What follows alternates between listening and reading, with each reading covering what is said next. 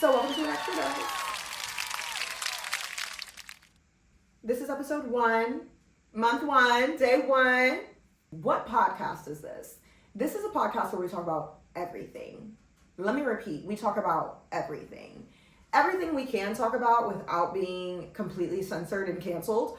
I do have a good knack for canceling myself before people cancel me, but this isn't that type of pod.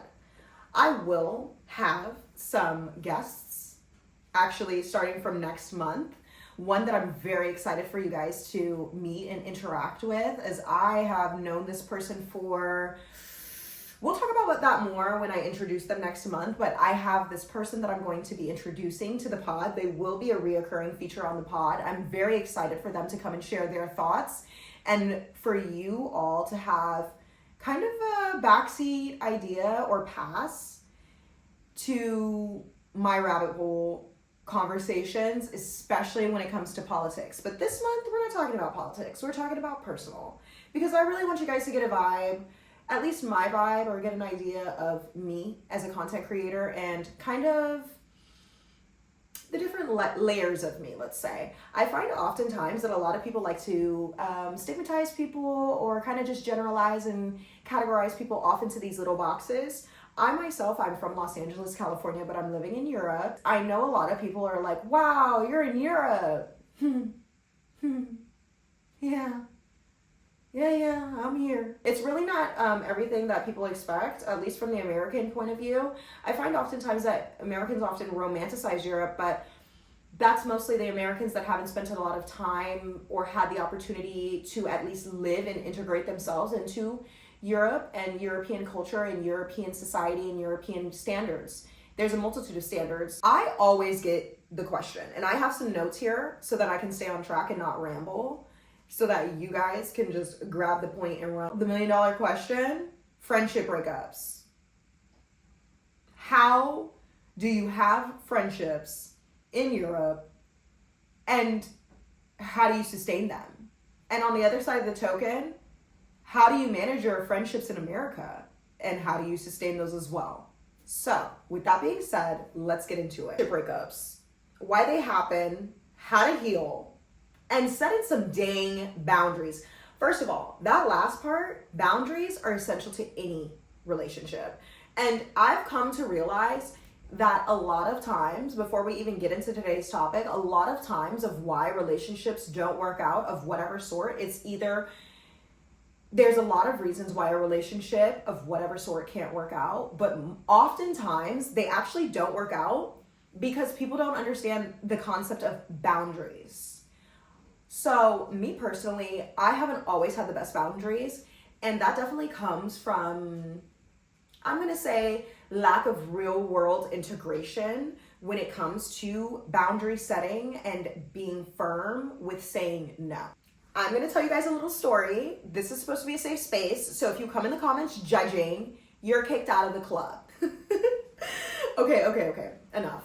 So, the friendship that broke me, and when I say break, I'm using break in the context of it hurt me so much that it made me take a huge step back and reevaluate what I expect out of friendships and also what I add to a friendship, right? I think oftentimes when it comes to friendships, many people always have different viewpoints on the relationship and how they want to talk about the relationship and who's the victim in the dynamic and who's the villain in the dynamic. And personally speaking, this isn't that type of dialogue, okay? I think emotions run two ways, and logically speaking, when I use the context of the friendship that broke me, we're using the Berlin edition, mind you. I'm speaking really vaguely on the fact that if it wasn't for this friendship and breaking parts of my trust, it broke my hope for humanity in the context of this generation. Let's set the scene a little bit. Let's go back. As I said, I'm from the West Coast. I live in Germany. I live in Berlin. everybody likes Berlin, but then there's also Berliners that'll say, I'm not the biggest fan of Berlin, because the thing in Berlin is a lot of people don't understand friendships don't exist here. I came to Berlin in 2017. It's 2025, soon to be 2026.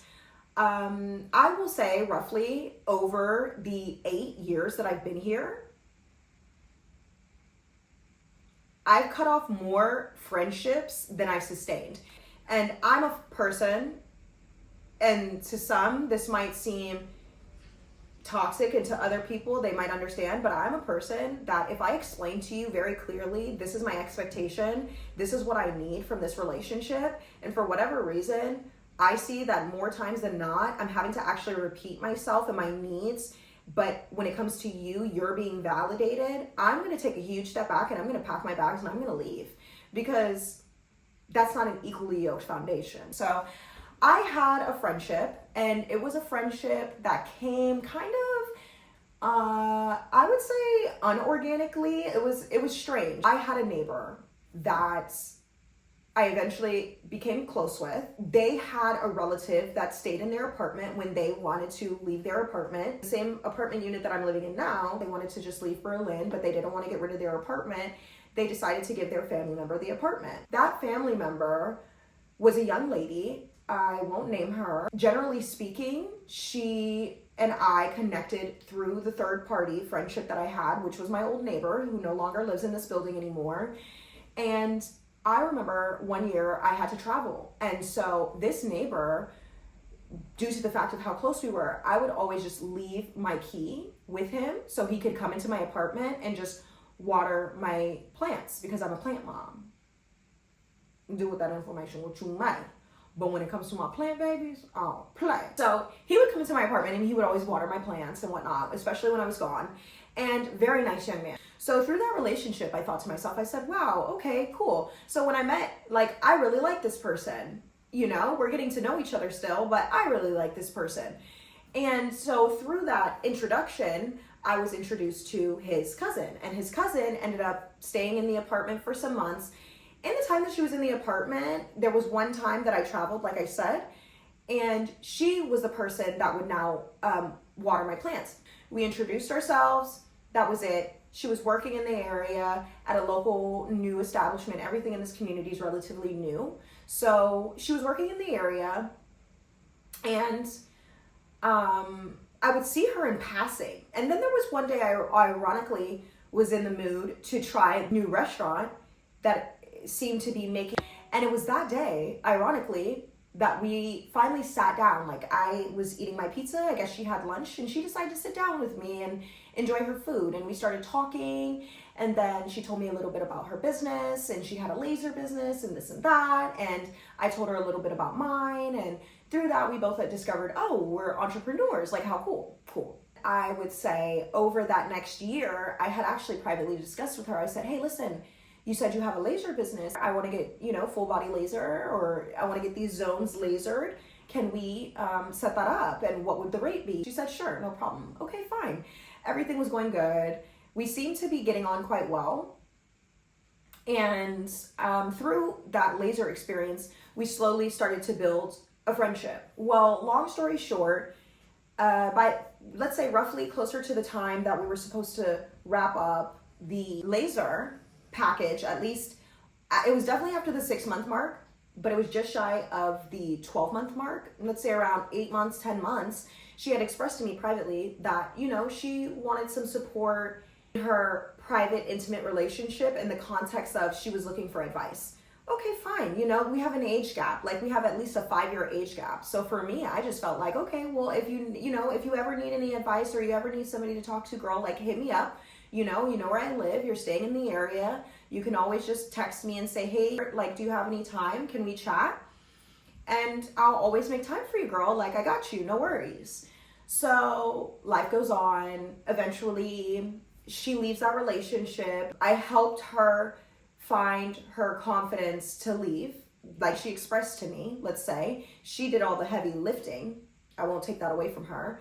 Eventually, she moved into her apartment. I helped her move into her apartment. And in any other way that I could help, I tried. And it got to a place where her lease ended in the apartment and she basically had to move, and she decided that she didn't want to live in Germany anymore. She wanted to move to a different country. I'm already from another country. Like, this accent is as American as it's gonna get. I fully support anybody that finds their inner strength to say, you know what, I want something different for myself. I'm ready to go. So, naturally, especially due to the fact that I was in a better situation than her, and due to the fact that I had more life experience than her, there was a period where I was actually due for graduation. This is where it gets juicy. So I need to leave the apartment. My girl, that I'm thinking is my girl, and at this stage, we're also now budding a business. We're building a business together.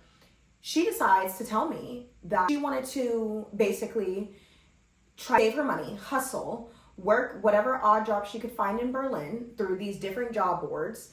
And she wanted to know if she could use the apartment while I was going to be out of town at my graduation in my hometown. So I thought to myself, oh girl, like, come use the apartment.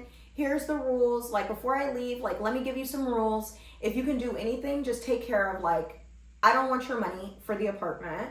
You're my girl. If you're gonna do anything, maybe just pay like the light bill or whatever for the month. I think that's what I told her, was the light bill. And she said, okay, easy peasy. I tell you, as soon as I touched down in LA, the switch up happens. The switch up happened so hard that I remember being at my mom's, like, mind you, when I left, we were supposed to have meetings once a week on the phone. We managed to balance out the time zone difference so that we could be able to bridge the gap in communication, because we were still in the launching phase of our business. I tell you, I have this girl, she's in my apartment, okay? Working, saving money, okay? She's telling me on the phone, oh, I don't have time for this conversation. I have to do my own things. Girl, this conversation was scheduled, and your tone about what you got time for and what you don't have time for seems very condescending, due to the fact that the extra time that you have right now is due to the fact that I'm also helping you out. That's not even the stinger. All right, cool. We have our little blowout. We clear it up. I come home. Baby, when I come home, I'm gonna actually post photos. I'm not even gonna go through the list. I'm gonna just post photos.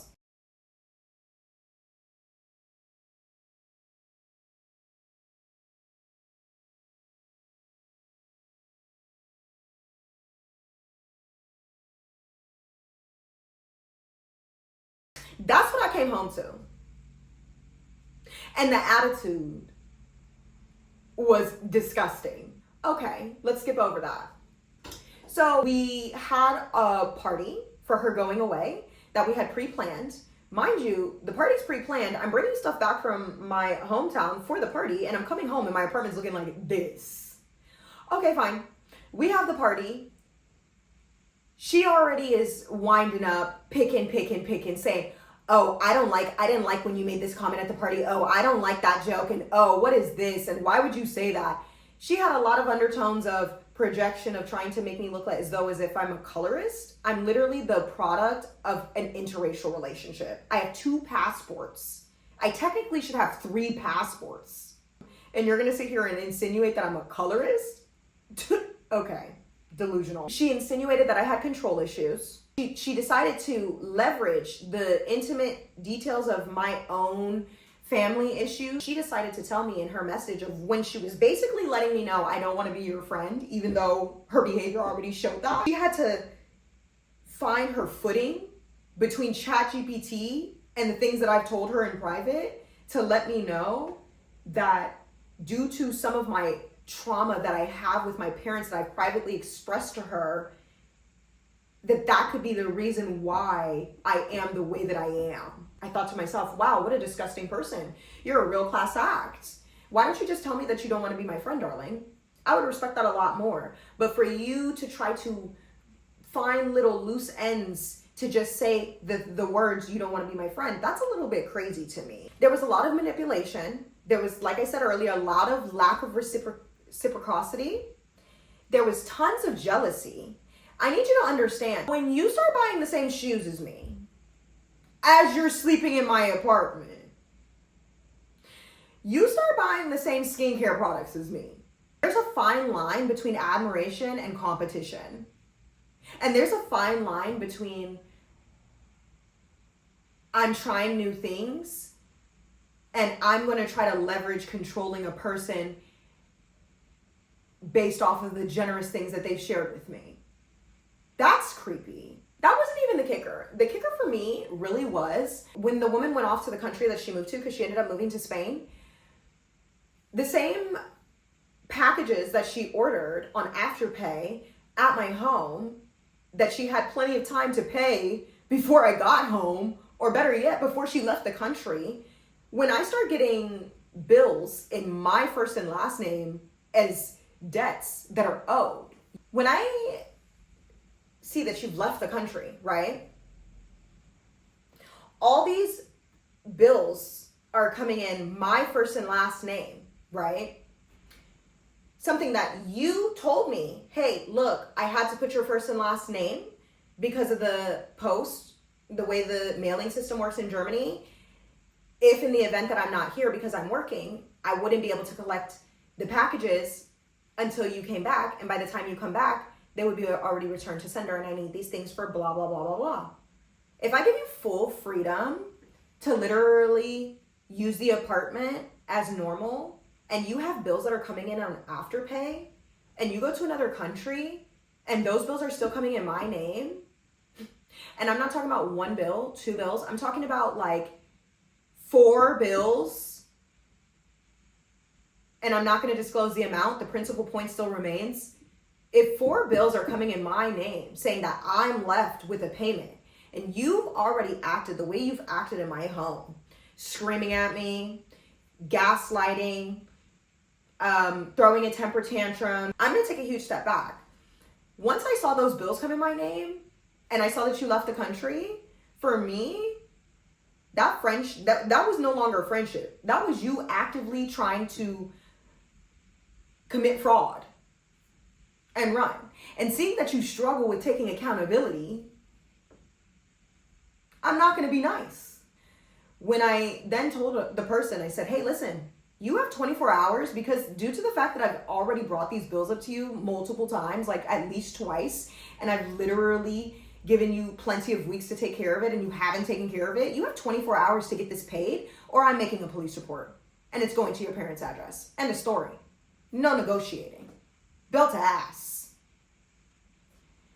That's when all of a sudden it's like, oh, I thought we were sisters. Oh, I thought, and if we were really sisters, you would never threaten me with the police. Again, lack of accountability. We're going to put a pin in that so deep that we're going to reflect on that friendship versus another friendship that I had when I was in LA. This friendship in LA doesn't come with a dramatic storyline. You know why? Because this friendship in LA, this is a friendship that I've had for over 20 years. After spending 20 years with a person, or almost 20 years with a person, so literally from when you're pubescent, 12 and 13-year-olds, 13 and 14-year-olds, until you're in your late 20s, sometimes people take friendship breaks because they're living 2 totally different lifestyles. This friendship in LA, this person and I knew we took a friendship break, and the friendship break was initiated from me because I felt as though I wasn't being appreciated for the type of friendship that I was offering this person at that time. I can't crucify a person that's not in a place to accept the type of friendship that I'm willing to offer. And the person that's not willing to accept the type of friendship that I'm willing to offer doesn't have to be guilt tripped because I am not satisfied. We can both mutually decide that we want to walk away and wipe our hands from the relationship and move on with our lives. That's basically what happened. What happens when people move on with their lives? Sometimes they miss people. That was the case with my friendship in LA. At the end of the day, there's the friendship in LA and there's the friendship in Berlin. The friendship in LA allowed me to not only have the exposure that I needed to have prior to coming, as far as getting a sense of self for myself and kind of figuring out my own personality and whatnot, but it also allowed me to understand that I didn't feel reciprocated, right? So I took a step back from the friendship in LA. And I focused on myself in Berlin. And through that break that I took from the friendship in LA till the time that I was in Berlin, and then I created these friendships, and friendships come and go. And then I got to this final friendship in Berlin, and I had this huge boiling point. That was all I needed to realize the difference between a friend that's here for a reason, a season, or a lifetime. And I think that a lot of people, especially today, when it comes to friendships and breakups and any type of quarrelsomeness that happens in between those two stages, oftentimes people think, oh my gosh, I have a new friend, they're here for life. No. Sometimes people come into your lives to teach you something about yourself, right? So when I say that the initial friendship that came with the story time broke me, it broke me in a way that it taught me there were parts of myself that I had to stop overextending, right? It also showed me that there's parts of myself that people would love to have around them, and not everybody's mature enough to be able to encompass those attributes. And that's okay. That is absolutely okay. Does that make that person a terrible person? No. But does that mean that young woman is the person that needs to be a part of my life? Absolutely not. By no means necessary. And ironically, as that friendship was coming to its boiling point, I was ironically in Los Angeles, and I had gotten the message from my lifelong friend who is meant to be in my life forever, no matter if we broke up or not, expressing that they would like to talk things out and they would like to rekindle, and that they apologize for any type of way they could have hurt me or betrayed me or made me feel as though we needed a break in our relationship. That's the difference between a friendship that's meant to be around for a reason or a season versus a lifetime. You understand? The friendship that ended because of all the reasons, that all the you statements. No accountability for I could have done this differently in the friendship. Those things weren't communicated. The youer versus the I apologize if I did XXX ... Those are two totally different friendships. And the youer can get to going. I'm very liberal when it comes to humans because we're humans. There's no rule book on how to be a good human. You just learn through society and the environment you're cultivated in, right? So I don't have some weird God complex when it comes to accountability. But I think that friendships are only fluid when there's growth on both sides before you reconcile. I think another point that should be quickly made is when I reflected back on this friendship that I cut, and I did make the final decision to cut, no matter how things played out in the end, I had to cut. Firm boundary, blocked, completely stripped, formally notified, do not contact me further. If you contact me again, I will go to the police type of notification because I am completely done. I'm washing my hands with you. We are at the point of no return. Do not reach out to me. That brings me to the third point of it was through me feeling broken in this friendship or betrayed in this friendship or slapped in the face through this friendship, where I wanted to see this young woman on the same level, if not a better level, because sorry, what is friendship if you only want to see people at your level when you don't want them to surpass where you are in life, right? That let me know that I needed to check my energy. I needed to check my energy. I needed to check the energy that I keep, the energy that I project, the energy that I allow into my life, and the energy that I willingly give out. That's one hand. It also showed me that I needed to check my boundaries, that I needed to check the boundaries that I set with other people, but I also allow other people to set with me, that I needed to check the boundaries that I show people by what boundaries I have with myself. And I also needed to check the boundaries mentally as well as emotionally on multiple scales, Because at the end of the day, how do you expect anything healthy to happen if you don't even have boundaries? Boundaries are what confines a person into being a controlled being, right? And so if I would have never checked myself, my energy, reflected on myself, what I put out on all platforms, whether it's social media or reality or personal, one-on-one with myself, I would have never known that I also, on the opposite side of the hand, had boundary issues that needed to be rectified, right? Because we're all adults, and awareness is the first key point. There's so many other key points that we can go on and get into, but for the sake of time, we won't. For today's topic, awareness is really a key.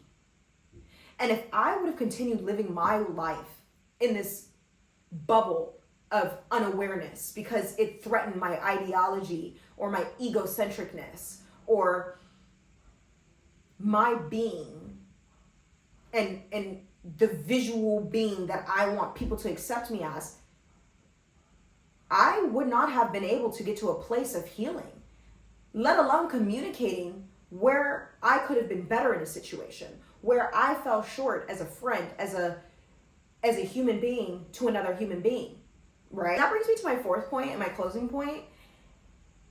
You have to take time to heal so that you don't become bitter.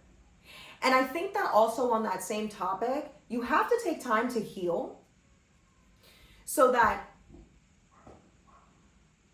you don't digest bitterness as death. Don't let that go over your head. You can't allow the bitterness that you might hold on to internally due to the fact that you're not satisfied with the outcome of a situation, allow you to redirect yourself into a direction that's not authentic to you. You understand? If I would have never taken a step back from friendships after that friendship ended, if I would have just got on the phone and started gossiping and telling anybody that would listen, blah, blah, blah, blah, blah, and boom, boom, boom, boom, boom, and she did this and she did that and this and that, and I'm such a victim, that would have only further perpetrated me into this hole of needing to be validated and coddled for where I was. I had friendships, newer friendships around me at the same time that the relationship with the young woman in Berlin ended, and my old friendships for over 20 years around me in the background. And between those two dynamics, I was able to reflect on the areas that I felt as though she was falling short to me as a friend, right? That allowed me to process my emotions. Processing my emotions allowed me to be able to find closure. And closure in a way where it's not like, oh, well, whatever happened, happened. Very gaslighty, like most of people in society. Closure in a way where it's like, you know what? This person and I are no longer in contact, but out of respect for her and her storyline and her narrative, I'm going to give her grace. And I'm going to give her grace enough to allow myself to redirect my perspective onto a bigger picture. And that bigger picture is, how am I going to heal myself? Not how am I going to make this person the villain? How am I going to heal myself? The same way I had to heal myself when I decided that I wanted to step away from a 20 plus year friendship. And so I think that both of those stories, there's two different sides of the spectrum you can look at it as. You can look at it as tea, or you can look at it as a TED Talk. I personally like to look at the two stories as a point of reference for a TED Talk on how, as a human, I can become a better human. How can I use my past experiences or decisions or relationships reflective of where I see myself going in the future? And so I want to close today with a quote. The quote that I want to share is this: the most beautiful discovery true friends make is that they can grow separately without growing apart. Elizabeth Foley. I think that that quote is so spot on, because if you look at the two friendship stories that I just sat here and I shared with you, Friendship A, LA, versus Friendship B, Berlin. No matter how much time I spent in Friendship B around this person, day in, day out, whether it was on a business scale or a personal scale, we could have kept growing in age, even with our age gap, and we would have never grown closer. We would have never grown closer. Because at the end of the day, our friendship was only meant to be for a season. Alternatively, Friendship A, LA. Friendship A, LA is why this podcast is here today. While I was in Friendship B, I wanted to start the same podcast. I'll put screenshots with timestamps so you can see that the videos were up. They were up, but I never posted them.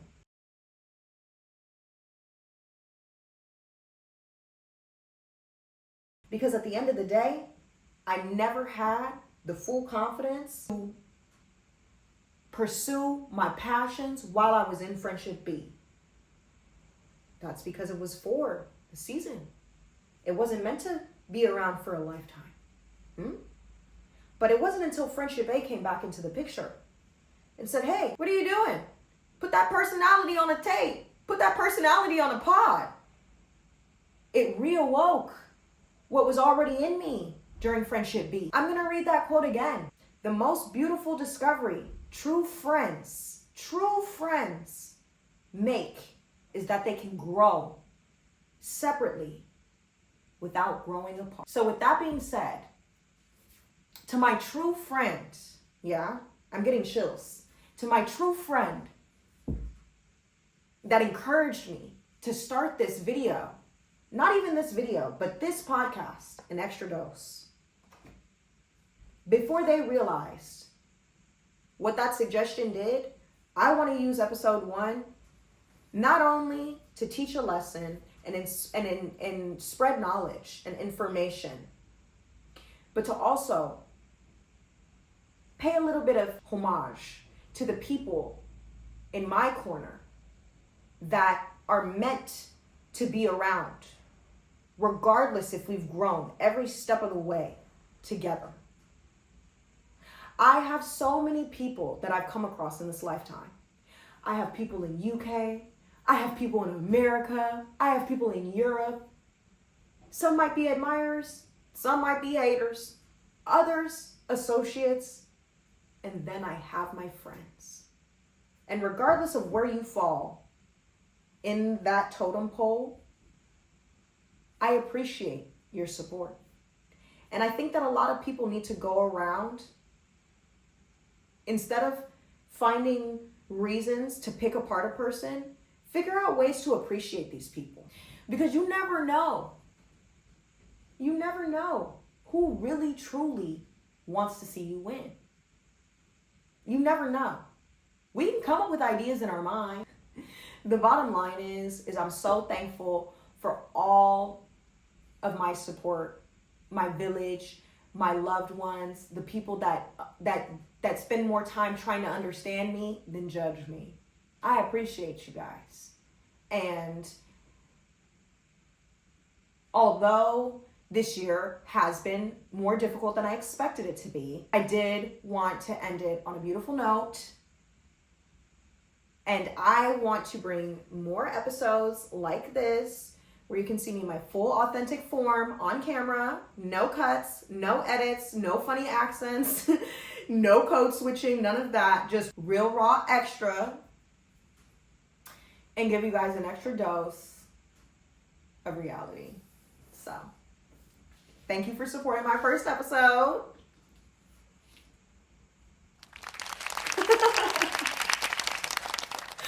Thank you guys so much.